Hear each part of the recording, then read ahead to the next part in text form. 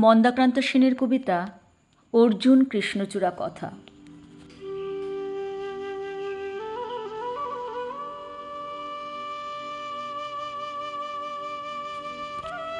অর্জুন গাছ একা ছিল ওই মাঠে, আর্য পুরুষ আভিজাত্যের দম্ভ, নতজানু হলো সব গাছ তার কাছে। এইটুকু শুধু কাহিনীর শুভারম্ভ। কোথা থেকে এলো কৃষ্ণচূড়ার বীজ? যুবতী হলো সে কয়েক বছর পরে, সাঁওতালি মেয়ে, খোঁপায় তীব্র লাল। অর্জুন তাকে চাইল আপন করে।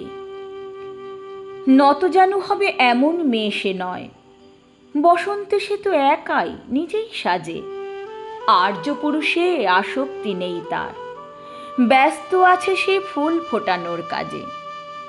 খোঁপা থেকে খসে গত রাত্রির ফুল, ঝিরঝিরে পাতা পোশাক বুনেছে তার। অর্জুন সে যে আর্য পুরুষ, ভাবে সব সুন্দরে একা তার অধিকার। অর্জুন গাছ চেয়ে দেখে দূর থেকে, কৃষ্ণচূড়া হৃদয়ে ঝরছে রোজ।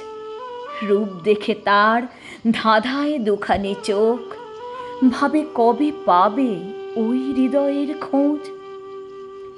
কাহিনী এবার শেষ করি তাড়াতাড়ি। কৃষ্ণচূড়ার জেদখানি বড় বেশি, অভিমান সেও বিকবে না কারো কাছে, বরঞ্চ হবে বন্ধু বা প্রতিবেশী। যদিও কাহিনী এমন সহজ নয়, অর্জুনে শুধু বাকল ঝরেছে, ঝরে সাঁওতালি মেয়ে রক্ত ঝরাতে জানে।